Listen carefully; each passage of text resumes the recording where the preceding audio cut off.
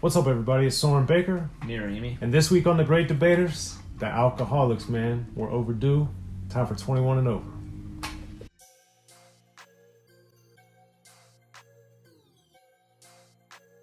All right, Amir, so we're back on The Great Debaters. As always, if you haven't already, please hit that subscribe button. It's right down there and it's free.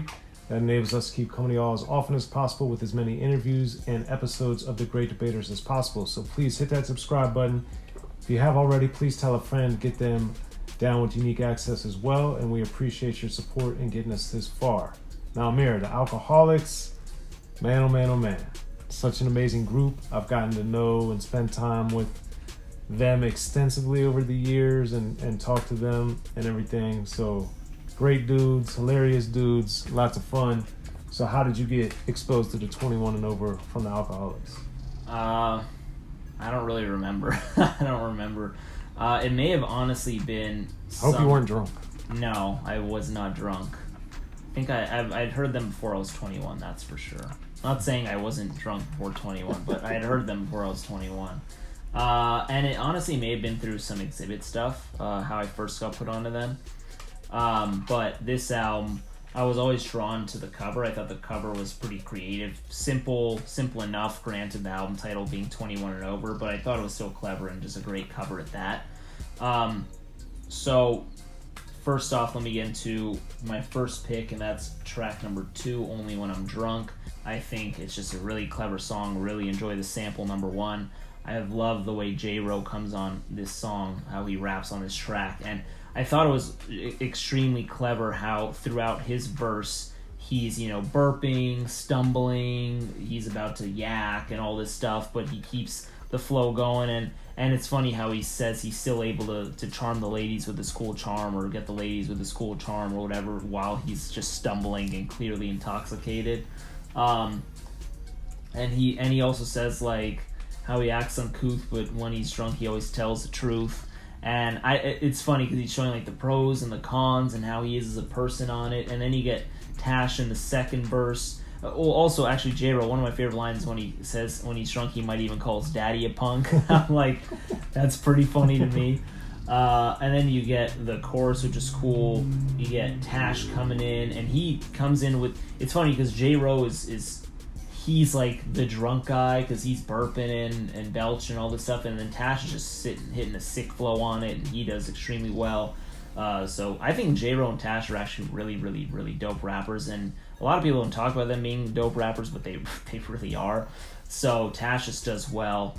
I can see Sword nodding in the corner of my eyes, so I know he agrees. And then I think it was J-Ro on the third verse where he's rapping, and he says how he misses, his homies, and he says he wants to see him again, but not soon enough, so he won't drink and drive. So I thought that was, it's like lines like that where they're like clever, because, obviously their name is the Alkaholiks, their album's called 21 Over, they're, you can say, promoting alcohol with the name and all that. But he's also basically putting out the message there, like, don't drink and drive. Like, that's not smart. Get drunk, have fun, do all that stuff, act a fool, but don't get behind the wheel after having some drinks. So that's still pretty responsible of them.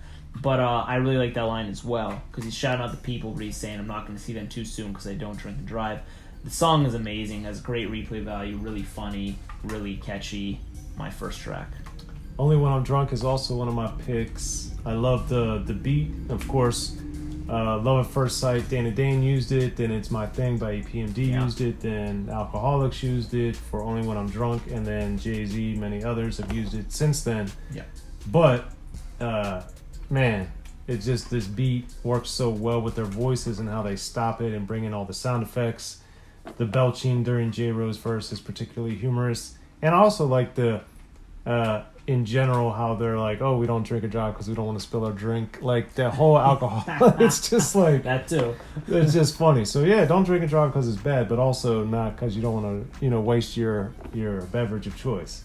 So, this song, to me, is just so funny, and it kicks off the album as track number 2. It's early in the album, and it really helps set the mood that this is going to be a lighthearted album, but still full of great lyrics, great production, great tag team rapping styles, and with E Swift in particular holding down the majority of the production on the album.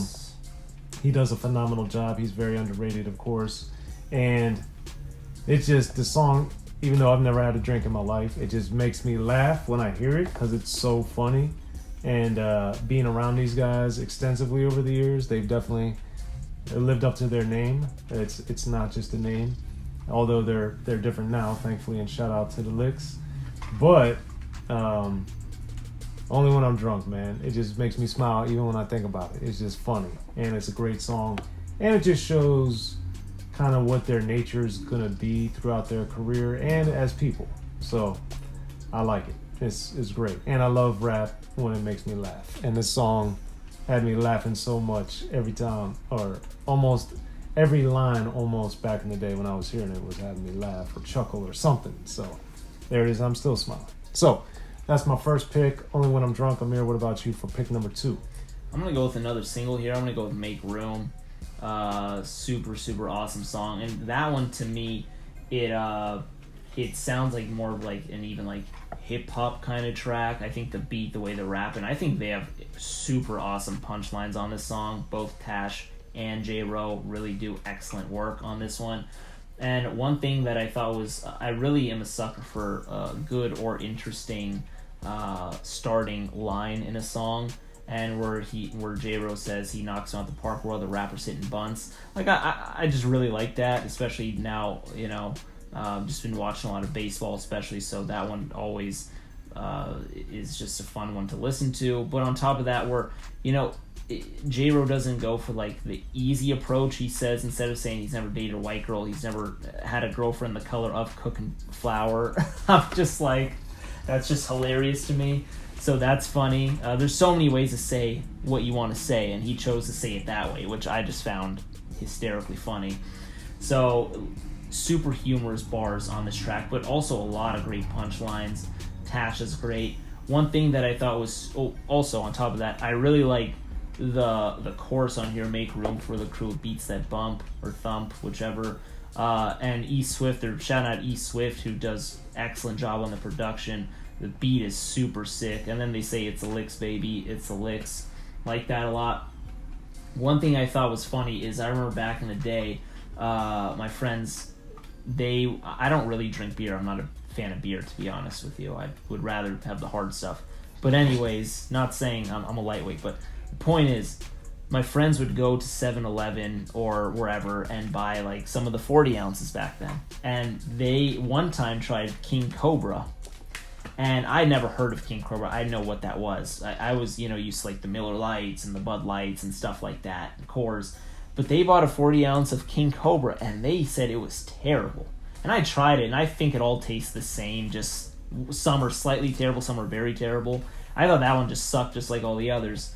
But then I remember in this song, at the end of it, they're shouting out all the alcohols, and out of nowhere they say King Cobra ain't in the house. But they say everything else is in the house. And I remember when I heard that, I was dying because my friends thought it was trash too.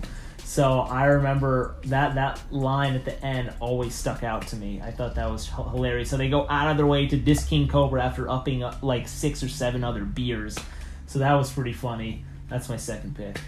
Make Room is also my second pick because I love the production on here. The beat is amazing. And I love what J-Ro throwing in the Slick Rick thing, and with Tash with the Just No Mic level. I just love it in songs with when they add in those little wrinkles to show it's not just, we're going to do our verse and then get to the chorus. No, there's some changes, some unexpected stuff being dropped in. And in 93, the sampling laws and all this stuff had definitely taken a big hold of what had happened in rap, and we got away from that.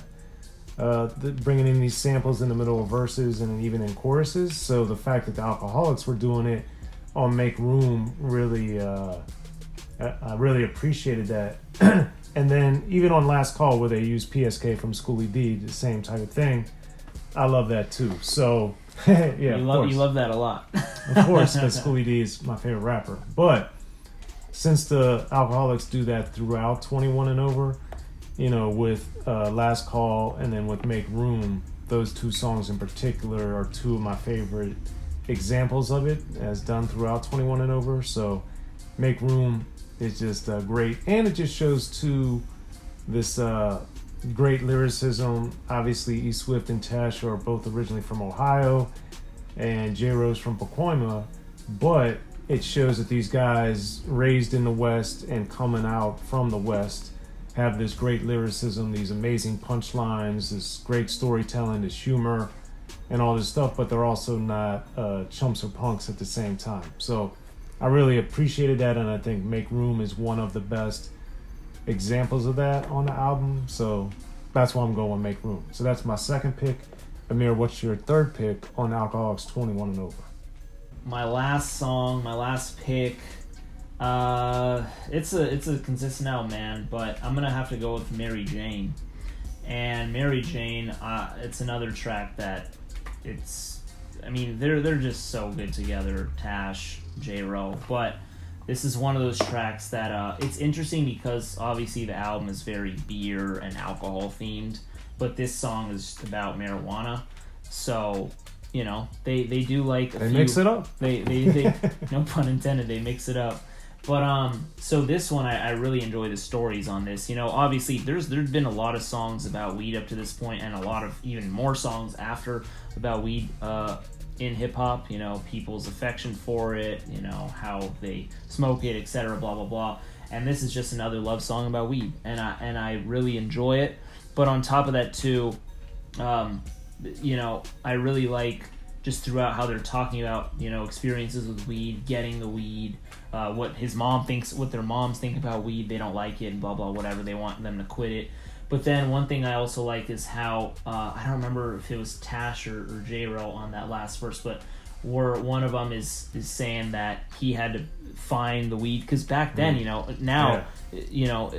you have the stores and you pay the tax and you do all these things and you'll find it easier, but back then you had to have like a connect or you had to know somebody, but he had to find it on the corner of like Alondra or something, and then the cop pulled him over, and then they took the weed away from him and they sent it to Humboldt County and like all these things. So they're very clever with what they're saying, and a lot of the times they're not too profane either. So that's one thing I admire about a lot of the writing. But they took it from Humboldt County. They did have a warrant out or something. It was wanted, but then who knows? Maybe the cop was just smoking it himself. So I found that really awesome, and I really enjoyed the sample as well. I just thought it was just a very under the radar, clever, great song, produced and written. I thought it was just a very well executed song, and also on top of that, actually the first time I'd heard this sample was the rapper Apathy had rapped over it on one of his albums, and it was called the Mary Song. But instead of talking about weed, or one of the verses, he was for sure talking about a woman, and I had enjoyed that verse. And then when I heard this, I was like, oh, this is just so good. This Mary Jane song is amazing. And yeah, man, big shout out to this track. I feel like it's one that's under the radar on the album, and it's really good. So that's my last pick. Mary Jane's not my third pick, but I really enjoyed that song for all the reasons you mentioned. Plus, again, it just highlights the Alkaholiks' storytelling, songwriting, and creativity. Mine is a little more of a basic song that I really love, which is Liquid, the first song, because King T, I think, is criminally underrated as an artist, but he's also criminally underrated as a talent scout and helping bring the Alkaholiks out, bring Xzibit out, bring the whole Liquid crew. You get the Far Eye, you get Loot Pack, you get all these great artists, barbershop MCs, Phil the Agony, etc., that he really, spearheaded them getting in the door directly and indirectly. So anytime I hear them together, with the Trifling album, you got the Alkaholiks on there. I Got a Bad Y'all and Bust That Ass, two of the best songs on that, which is my favorite King T album. So all that to be said, something about them working together and making songs together always really appeals to me. And King T, shout out to the mighty King T as always, Tila. Yes. And it kicks off the album and it just shows like this is what we're doing. And I've always liked it. It's one of the because you get Only When I'm Drunk and Mary Jane, the Liquid beat is a little bit harder. So I like that. It's a little more driving, whereas some of the other songs are a little more laid back in the cut to allow them to explore their creativity. So for all those reasons, I really like Liquid a lot, and King T, I think, adds a nice element. Of course, he mentored them, and then also does some of the production throughout 21 and over as well. Yeah. So just great anytime King T shines as he does on Liquid. So that's my third pick. You guys got Amir's third pick. As always, please hit us in that comment section. Hit us with the subscribe. Tell a friend about Unique Access and the Great Debaters so we can keep coming to y'all and get to that number one spot in the game. I'm Soren Baker. Amir, Rahimi. Great Debaters, y'all.